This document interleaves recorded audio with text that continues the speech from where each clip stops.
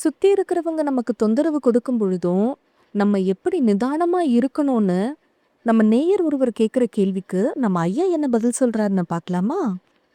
பிரச்சனைகள் குடுக்க ஐயா. என்ன குடுக்குறாங்க? தொந்தரவு குடுக்குறாங்களா? தொந்தரவு தொந்தரவு குடுக்குறாங்க. சரி. குடுக்குறாங்க. அதுல இருந்து மனசை எப்படி நல்லா வச்சுக்கிறதுன்னு சொல்லி ஒரு ஒரு 6, 7 வருஷத்துக்குள்ள முன்னுக்குள்ள இருந்து நான் போராடிக்கிட்டே இருந்தேன் ஐயா. சரி. மனசை நல்லா வச்சுக்கணும்னு சொல்லி மனசு பக்கமே திரும்பி மனசு எப்படி பார்த்துக்கணும்னு சொல்லி அதுலயே போராட்டமா இருந்துச்சு. சரி. அப்ப இது அந்த நிமிஷம் தியானமும் ஆன்லைன்ல வேதாத்திரி மகிழ்ச்சி அவங்களோட அமைப்புல சேர்ந்து ஆன்லைன் மூலமா நான் இந்த தியான வகுப்புன்னு சொல்லியிருக்கேன். சரி. அந்த தியான பயிற்சியில இருக்கிறப்ப ஒரு முறை தமிழ் மகிழ்ச்சி அவர்களும் வந்துட்டு அந்த நேரம் இன்னும் பழக்கமும் இல்ல தெரியாது. அப்ப அவரு ஏதோ எனக்கு மெசேஜ்ல வர ஆரம்பிச்சோ பொருளக்கா வாராரு போலட்டு அவரை பத்தி நிறைய நான் யூடியூப்ல தேட ஆரம்பிச்சேன். யார பத்தி? யார பத்தி? ரமணரை பத்தியா? சரி. ரமணரை பத்தி. சரி. அதுக்கப்புறம் அந்த நேரம் தான் உங்களோட வீடியோ நான் பார்த்தேன். ஞானத்தை தெரியும். சரி. என்ன புதுசா இருக்குது. அந்த நேரத்துல வீடியோ பார்த்தே எனக்கு கொஞ்சம் கஷ்டமா இருந்துச்சு ஆரம்பத்துல. எப்படி இது சரியா வருமா? ரொம்ப புறத்தை பார்க்காம அகத்தை பார்த்துட்டு இருந்தேன். எனக்கு புறத்தை பார்க்கணும்னு கஷ்டமா இருந்துச்சு அந்த நேரம். அப்ப அந்த இருந்தாலும் ஏதோ வீடியோ அந்த நேரம் நான் சேவ் பண்ணி வச்சுக்கிட்டேன். ஏதோ ஒரு விஷயம் இருக்கும் தேவைப்படும் அப்படின்னா பார்ப்போம் அப்படின்ட்டு. அப்புறம் தொடர்ந்து பிரச்சனைகள் தொடர்ந்து பிரச்சனை கொடுத்துட்டு இருந்தாங்க. சரி. அப்ப அந்த நேரம் நான் கரோனா பண்ணி சார் ஐயா இந்த உரையாடெல்லாம் குரூப்ல எதுவும் போடாதீங்க. அப்போ கரோனா சாருக்கு கால் பண்ணி அவர்கிட்ட சொல்லி அப்படி பிரச்சனைகள் கொடுக்குறாங்க. அவர் சொன்னாரு அவங்கலாம் பைத்தியம் நினைச்சுக்கிறீங்க அப்படின்னு சொல்லி சொன்னேன். அப்படி அதுக்கும் வழி நீங்க அவங்க பயிற்சி அப்ப எனக்கு அது நேரம் ரிலாக்ஸா இருந்துச்சு. நீங்களே பாதிக்கப்பட்டவங்க தான் சரி அப்படின்ட்டு நான் அதை அப்படியே அவங்கள பார்க்க தொடங்கி சுத்தி இருக்கிறவங்கள தியானத்தை விட்டுட்டேன். சரி.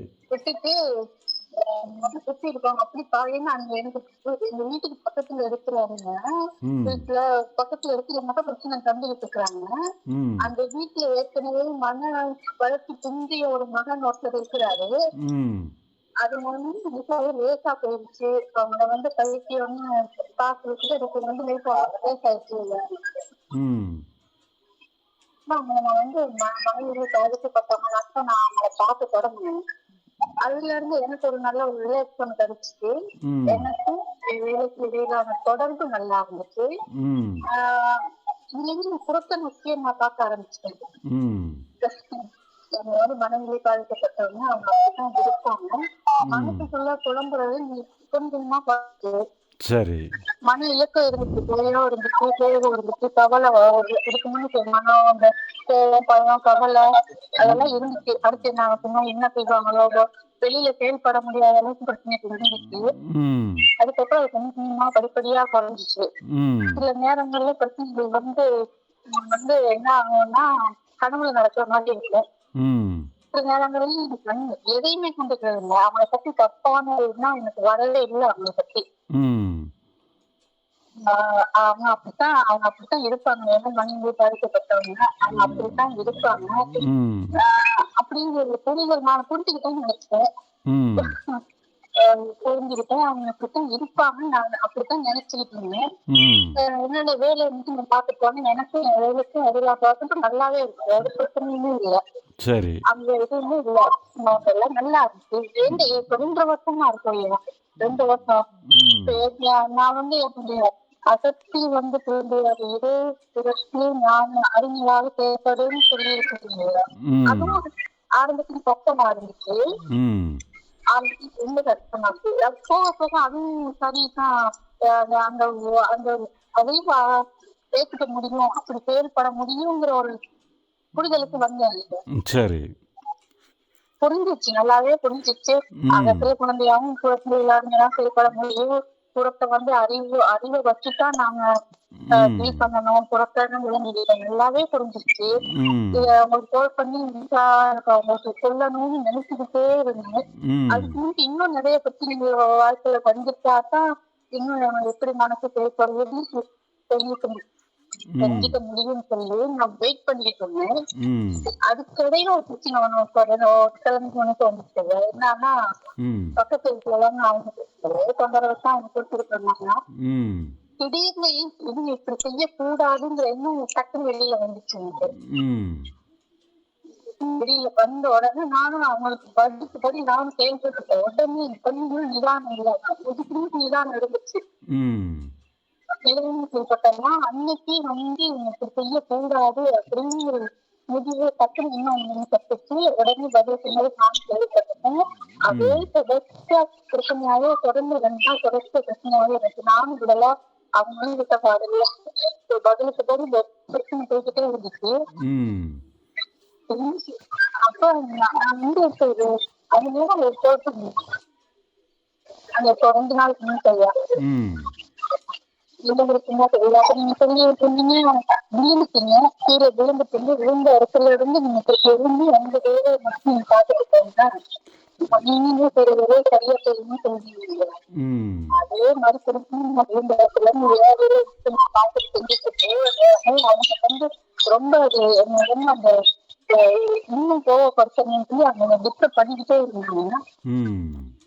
அது இந்த குடிகளுக்கு முன்னுக்கு வந்து பெரிய போராட்டமா இருந்த விஷயம் புரிஞ்சு கணக்கெடுப்போம் என்னன்னா மறுபடியும் அந்த பழைய நிலைக்கே போயிட்டு பெரிய போராட்டம் இந்த 2 நாள் போயிடுச்சு. பெரிய போயிட்டு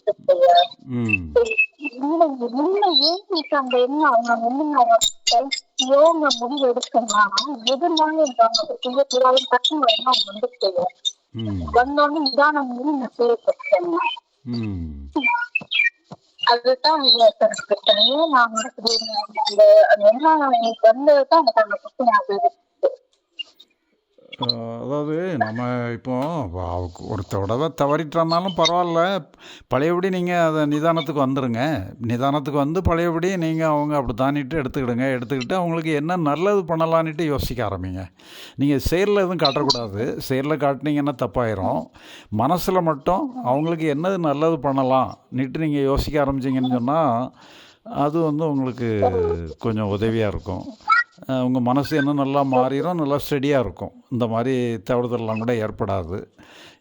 இப்போ முடிஞ்சதெல்லாம் முடிச்சதாக எடுத்துக்கிடணும். நீங்கள் ஏற்கனவே ஏதோ தப்பாக பண்ணிட்டீங்க, அவங்க பண்ணதுக்கு பதில் பண்ணிட்டீங்க, அதெல்லாம் மறந்துடுங்க. அதை நீங்கள் அப்படியே மனசில் தூக்கிக்கிட்டு இப்படி பண்ணிட்டோமான்னு நினைக்க விடாது. அதை வந்து அவங்க வந்து பயன்படுத்திட்டே பாக்குறாங்க. அத வந்து இத கோபத்தை ஏற்படுத்தி பிரச்சனைக்குள்ளே வச்சுக்கிறாங்க. அவங்க வந்து ரொம்ப கஷ்டமான குடும்பம், ஏழைகள் இருக்காங்க, ஒரு வேலை சாப்பாட்டுக்கு வழிகளை நடத்துறாங்க. அந்த மாதிரி அவங்க முழுக்க அவங்க போராட்டி தான் ஒரு வேலை சாப்பாடு சாப்பிடுறாங்க. அவங்க வந்து நாங்க நல்லா இருக்கிறோம்னா தெரியல. அது அவங்க வந்து அது பணத்து சார்பை பயன்படுத்தி அந்த குழப்பமான சூழ்நிலையில உங்க வைக்கணும்னு நினைச்சுக்கிட்டே இருக்கிறாங்க போல தெரியுது. சரி, இருந்தாலும் நீங்கள் மனசளவில் நீங்கள் மாறிட்டீங்கன்னா நீங்கள் நல்லா இருப்பீங்க. அவங்க எப்படி வேணாலும் இருந்துட்டு போகிறாங்க. பட் இருந்தாலும் அவங்களுக்கு நல்லது பண்ணணும்னுட்டு மட்டும் ஒரு மனசில் நினச்சிக்கிடுங்க. நான் உங்களுக்கு ஒரு தியானம் ஒன்று அனுப்பி வைக்கிறேன், வாழ்த்து தியானம்ட்டு ஒன்று அனுப்பி வைக்கிறேன். அதில் இந்த டீட்டெயில்ஸ் எல்லாம் இருக்கும். அதை நீங்கள் கொஞ்சம் பயிற்சி பண்ணி பாருங்கள். சரிம்மா.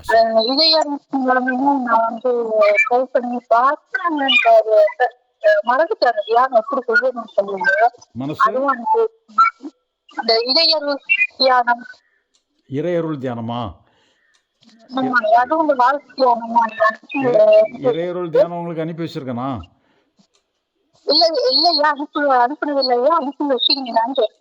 அதையும் அனுப்பி வைக்கவா? வாழ்த்து தியானம் செஞ்சான்னா அதில் டீட்டெயில்ஸ் எல்லாம் நிறைய சொல்லியிருப்போம். அதெல்லாம் புரிஞ்சுக்கிடுங்க. வாழ்த்து தியானம் பண்ணால் உங்கள் பிரச்சனை சரியாயிரும். அந்த இறையருள் தியானமும் அனுப்பி வைக்கிறேன். அதையும் உங்களுக்கு ஏதாவது தேவை இருந்ததுன்னா பயன்படுத்திக்கிடுங்க. சரிம்மா. ஓகேம்மா. ஓகேம்மா. ஆ